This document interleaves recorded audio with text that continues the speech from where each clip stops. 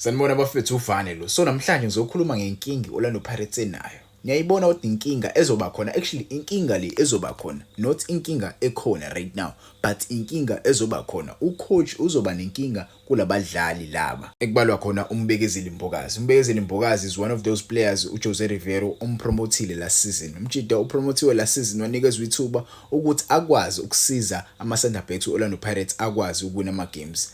Umjida wamnikeza ithuba wakwazi ukulisebenzisa ngempela. Right now starter se-Orlando Pirates, we saw him wearing i-armband kuma-preseason games. Ngempela ukhona kwingxoxo yokuba ukapteni abasha bakwe-Orlando Pirates. Sazi-ke noma uzoba yini ukapteni, but-ke inkinga ngizokhuluma ngayo, ngizokhuluma nge-scheme se-Orlando Pirates.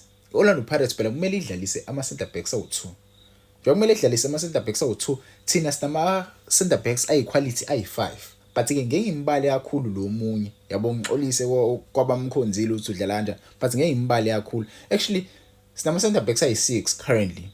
Yabo we recently signed a center back from ETS Galaxy oku-CM. But ngizokhuluma ngala ma-center backs ayi-4. Okubani uMbokazi, kuba uSibisi. Yabo currently kudlala uMbokazi noSibisi. Ibona abajida abasizile last season Orlando Pirates ngempela istrugglesha, but-ke le two le ikwazile ukudlala ndawonye yafoma ibond eqinile lapha emuva. Enye center back elulwa mayo right now uOlisanda. uOlisanda siyamazi-ke bafethu is that kind of player Orlando Pirates engarely kakhulu kuyena because umjida awukwazi ukuplana i-long term projects naye. Yabo because uzothi uplane long term projects with uOlisanda avela limale. We saw last season umjida ulimale iOrlando Pirates isiyodlala ifinal ye-MTN wahlala the whole of last season elimele. So you cannot plan a long term injury naye, but-ke uma ebuyile umjida uyakunikeza something. He's that kind of player okuwinela ama-games because mekhona yena emuva akudluli lutho.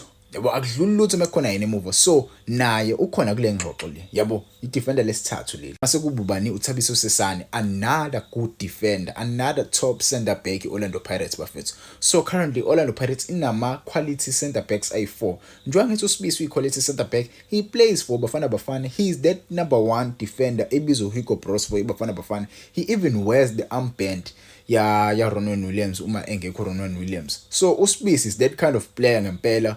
Hugo Bros amthanda ngempela. So we have 4 quality center backs right now.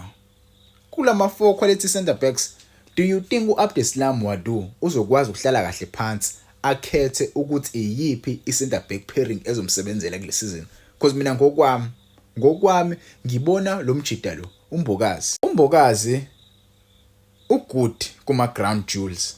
Umjida uyakwazi ukuslida, kushaya ngemaseli, akwazi ukulanda ibhola kuwena. But when it comes to height, umjida iyamshaya height same as uSibisi. But umjida mayasethi nangu umuntu hamba ummaka, akumakela lo muntu alanda ibhola. That is what I like about uMbokazi.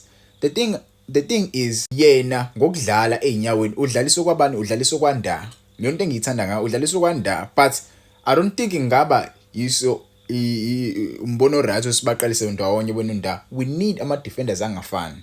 Yabo salidinga i-defender elikwazi ukudlala ibhola einyaweni, but futhi salidinga i-defender eliqinile. So yena benondaba aqinile bo2 bakwazi ukudlala ibhola einyaweni. So we need another type of defender njengoSesane. You saw Sesane indlela ayidlala khona noNdala season. Babeqinile same as i-partnership kaSibisi benalo mjida lo Mbokazi. Yabo badlala ngokufana bo2. So into engifuna ukuza nala, ubani ozohlala ebenchini, obaba azohlala ebenchini, obaba azoqala uma basebefit bonke. Nimbonile uSesane bafethu. uSesane ululeme right now. Ada ukhipha uKhonkolo leyo ufaka enyaweni. Ada ukhipha uKhonkolo leyo ade ufaka enyaweni. Wena ngokwakho nje uhlela pheka uba yipi center back pairing ongayidlalisi. Ingakho ngithi kule season izobe sibaluleke kakhulu i-squad rotation. Squad rotation sobe sibaluleke kakhulu. Umjida unabo abadlali. Abdeslam Wadu, he has players, he can play, he can field abangamenzela something ebukwayo. We need to win competitions this season. You have quality players around you. But Mbokazi, for me, I think umjida kumele ayithole game time. I think kumele ayithole game time. This guy is one of the greatest defenders I've seen kwiOrlando Pirates in the last 5 years. Yabakhumbula uhlatshwayo Nkosi yami, onyawuza. Thina siwa konyawuza. Siswa konyawuza kohlatshwayo. Hey, yeah. Yabona, right now we have the best center backs in the league. Ayikho i-team efika ku-Orlando Pirates. Ungangitshela right now, ungibhalele kuma comments iyiphi i-team efika ku-Orlando Pirates kuma center backs. Ayikho i-team efika ku-Pirates kuma center backs. We have the best quality center backs in the league right now. Ingakho ngithi mina kumele i-team ikwazi ukuwawinela ama-competition because we have the best players right now. Currently, we have the best players. It's up to the coach to field the right players. Ngangitshela kodwa kuma-comments bafethu, which center back pairing wena oyikhethayo ekumele iqale kule season? Which center back pairing ekuzomele ingene as a squad rotation, ingene izoshintsha isizi team? Ngangitshela ama-comments bafethu uvane lo ungakhohlwa ukusubscribe. Ngiyabonga ngesupport yenu.